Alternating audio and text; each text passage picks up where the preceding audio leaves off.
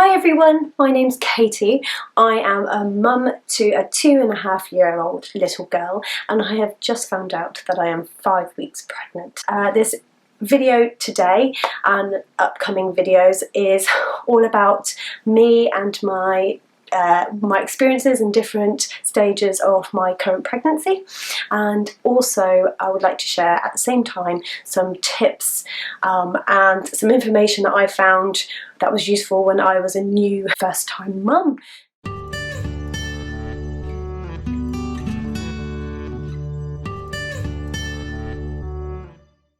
So when I was pregnant and when I had my little girl, I found myself in certain situations where I tried to obtain some information to help me at the time, but it wasn't out there because it was quite niche and it was quite personal to my situation, so I found it just didn't exist, which can be quite a lonely feeling, and it also can't help if you need information to try and help to guide you. So this is why I'm making this video, to help you, and hopefully it might help somewhere in a similar situation to me. Just a quick note, any products or anything that or any websites or anything like that I advise, these are all because I have personally found them useful and I would like to share them with you. Today I'm going to talk about planning for my little girl and how we did that and how we fell pregnant with her, because I feel like it's really relevant to this current situation because we've just found ourselves pregnant again. So when we decided to start trying, I was 27 years old at the time, and we had just moved into a larger house, which meant we had the space to accommodate a little one. So we just felt like it was a good situation at the time to start trying. We had decided to take a big travelling holiday, which if anyone's deciding to have a baby, every couple needs a good blowout and just go to their dream destination before doing it. Ours in this case was India, and we travelled around the north of India, which was an amazing, quite stressful experience, but still really, really interesting culturally, and we got to eat loads of different food and travel around different places, so it was incredible. What I think this did, it was made me really chilled out, despite it being quite a hectic country to go and visit.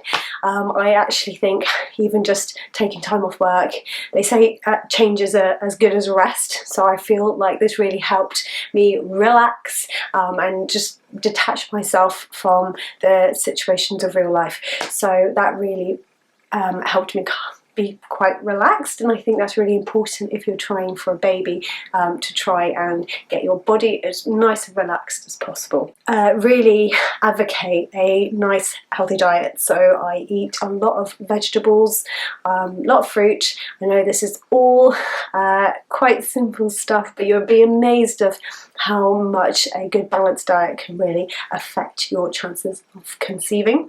Another thing I do really regularly is exercise. So I did a lot of running before I had my daughter.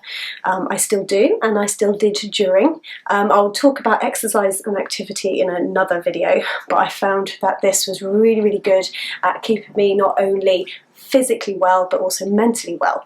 I found exercise and running really, really chills me out, and again, this is something that I really, really promote people to do. Thankfully, we were in the really, really lucky situation where we were able to conceive quite quickly, so it didn't take us too long. I took some folic acid, vitamin D and calcium tablets before, so I started taking them about a month, 6 weeks before starting to conceive. So something I found useful when trying to conceive is to monitor my period regularly. So I found a period app was really useful when tracking my periods, especially if you're not on the pill and you have quite irregular periods. Sometimes it's good to have that little calendar on your phone, just to keep track of when your period was. On this particular app also, it tells you your fertile window and when you are ovulating, which again was really useful. So if you are trying to conceive a baby, I would really recommend getting one of those. We were really lucky to find out that we were pregnant quickly, so which was a bit of a shock. We were in it for the long game, so we actually thought it was going to take a lot longer for us to conceive. We just had it in our minds that it was going to take a while, so we automatically set us up for potentially trying for a long time. We were surrounded by people at the time that were unfortunately either having miscarriages or they were really struggling to conceive, so we were already in the mindset that we might be in a similar situation. So we were quite shocked to find out that we actually were pregnant quite quickly.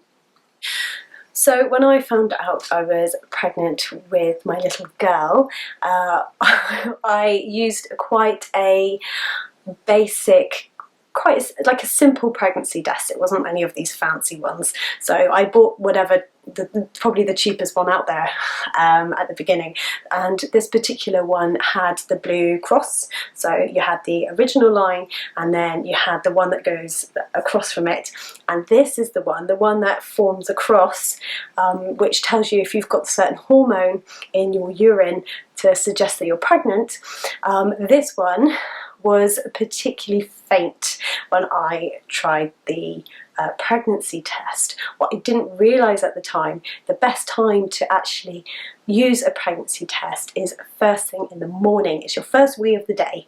So at this particular time, I think it was in the middle of the afternoon. So whatever hormone was in my way, there wasn't enough.